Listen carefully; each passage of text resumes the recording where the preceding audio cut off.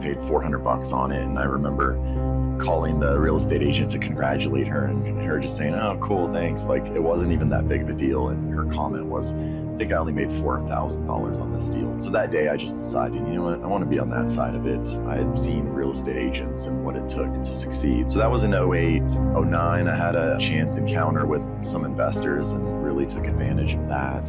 What made you say, all right, let me go ahead and create this best version ever book, this movement, this community? Where did this come from for you? Yeah, it was a few different things. So I do these live in-person goal planning workshops, all day seminars. And, I always ask for feedback at the end. And the one thing that kept coming up was, hey, this is great that we spend a day doing this. It would be nice to know some of the reasons why and the information behind this. So that kind of sparked, because the event is called Best Version Ever. So that sparked the idea of, hey, I should write a book about why some of this works, right? Because when you're doing live workshops, the last thing you want to be doing is just up there talking the whole time, right? And trying to explain things. So at this point, the book gives more explanation on the event. And at the same time, the event is still the place to take massive action from the book.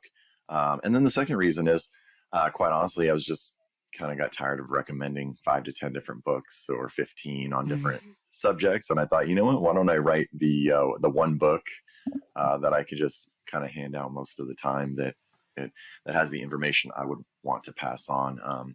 So one of my friends, Scott, calls it 27 personal development books in one. So that was kind of the main idea behind it. I agree with that, man. I mean, and what's interesting is it's not like you have this big background in I wouldn't say big background in personal growth. It's not like you were immersed into writing books and stuff your whole life. I mean, you have a huge background in real estate. I mean, you had correct me if I'm wrong, but if I read this right, a company over $1 billion Yeah. real estate company.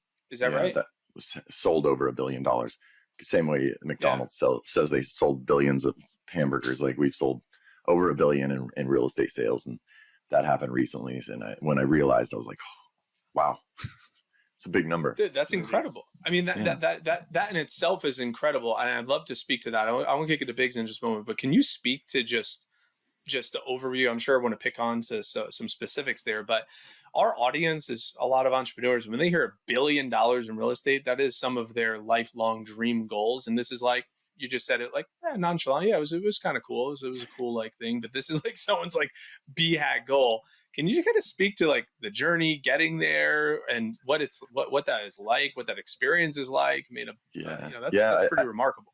I think I speak of it nonchalantly because I realize it's like a 12-year journey, right? It's the overnight success, but it took 12 years to do it. So, man, I mean, I started as a real estate agent in 2008.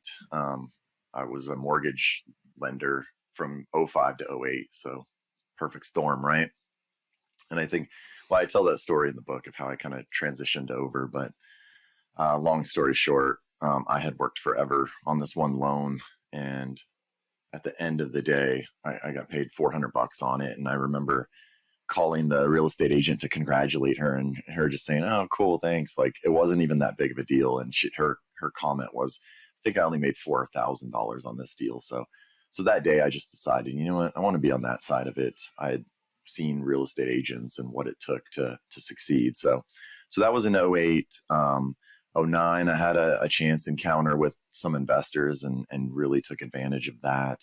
In 2010, I started my own real estate brokerage to piggyback off the business I was doing with the investors.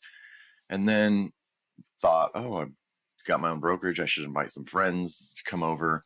And then it just kind of like spread through word of mouth. And then in 2013 or 14, I started a real estate team.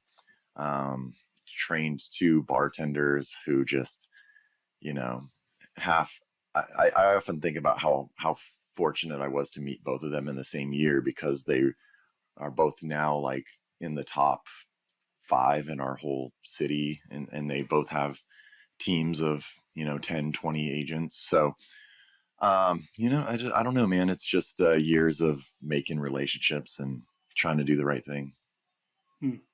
Well, I mean, I it's don't know really if that cool. answers your question. It's really cool what you're saying, Josh. And again, I always appreciate somebody who's, very humble about their accomplishments the way you are, and recognize there was a journey and also $1 billion. That's not like, you multiply 1 million by 12 or whatever, you get 12 million.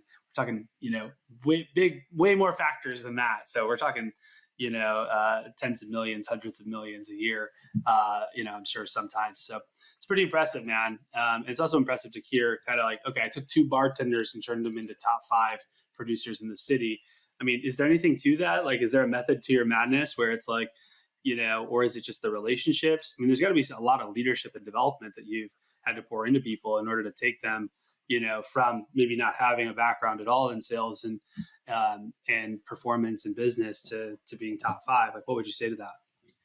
Why did I lose my train of thought? It's train somebody so that they can replace you, but treat them so they'll never want to leave. Something to that effect. Train someone so well that they can totally replace you, or go out on their own, but treat them so well that they never want to. And I've noticed there's like this trend, or maybe it's not anymore, but there was a trend for I think it is a trend for CEOs to like sit down and come up with their vision, and what's your vision of the company, and where do you want to go? And then once you've sat down forever and come up with your vision, then hey, tell all your 50 employees what your vision is and get them to buy in, right? And so one of my favorite books that I read years ago, it's called Dream Manager by Matthew Kelly, and the whole premise is like, employees don't want to follow your dream. They want to create and follow their own dreams. And if you can tap into that and help them achieve their dreams, they'll always love you for that, and they won't have reasons to go looking elsewhere and to meet their own dreams. So, I took on to that really early on, and just, helping the bartender. I mean, he was like in his 20s, man. I mean, he was bottomed out, and now he owns 2 houses. I mean, dude was driving a Lambo, until I told him that's probably not the best financial decision, but he made like a profit on it based on the way the used car sales are. So, I mean, he's doing great, man. Takes vacations, married, probably going to have their kid next year.